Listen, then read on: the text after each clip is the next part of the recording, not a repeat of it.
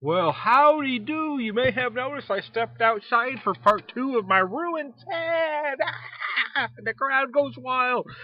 Woo! So, I had a small glass of this and did a video.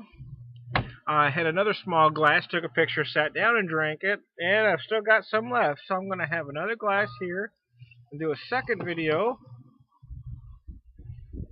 with my RuinTen. 10.8%. You see, I didn't feel that full. There's still just a little bit left in the bottle. I'm drinking this a little bit at a time. 10.8, 110 IBUs. This is a big bad boy right here. It's a bad beer, boy. Bad in a good way. I love this thing. It is a serious palate wrecker. Went all fruit fly on you for a second. It's serious. Anyways, I digress. Wow.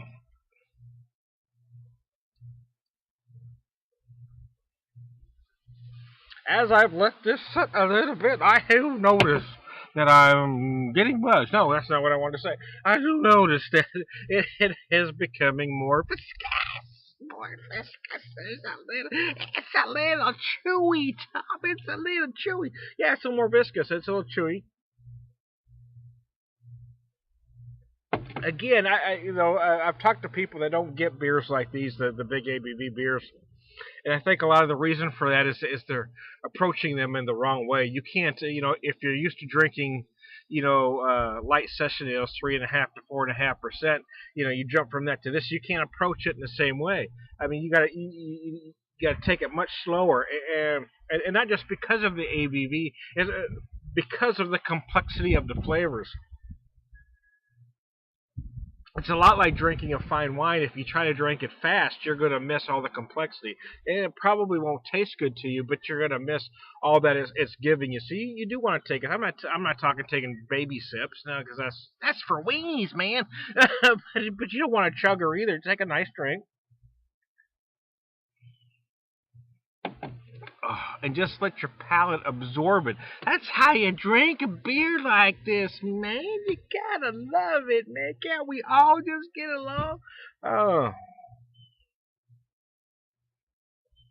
It does feel a lot thicker than it did originally. It does feel more viscous, a lot more chewy.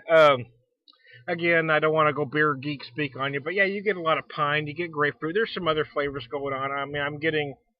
it's very resinous for sure.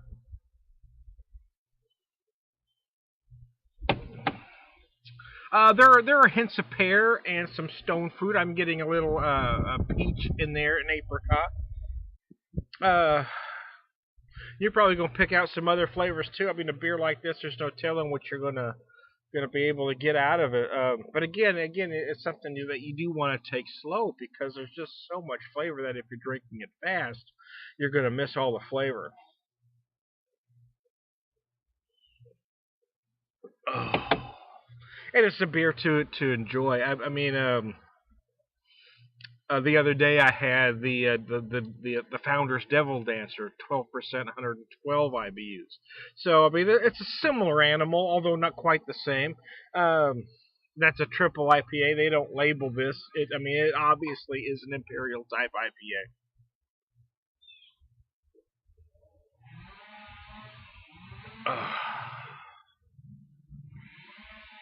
Sometimes I think beers like this are really better suited for fall more so than right now. However, there's always a however, some bitch. However, I mean, there's certainly, although this is very satisfying, there's a lot of big flavors. It is very complex. However, it is also refreshing in its own way. So is a Devil Dancer.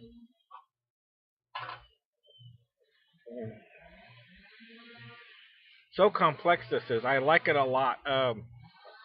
Wow. I am going to run this video maybe slightly longer than I usually like to run it because I'm going to, go until whatever I have in my glass is gone. But this is a fine beer. Temperature.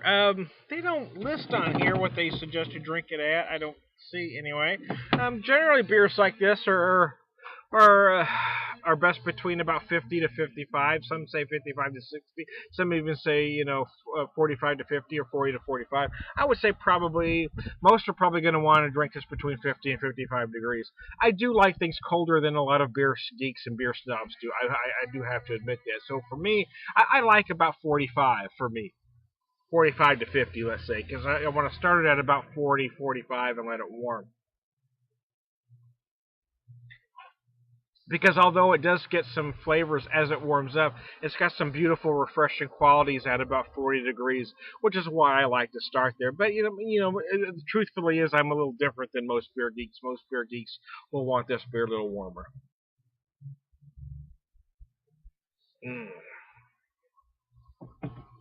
Wow, that's my second video on this beer. I drank the. I need to go back and look at my last year's version of the Ruination 10 to see if I've described it near the same way. I haven't gone back to look at it, so I don't know. But hey, I am not a beer whisperer. Beer's gone. Holy crap, I gotta go.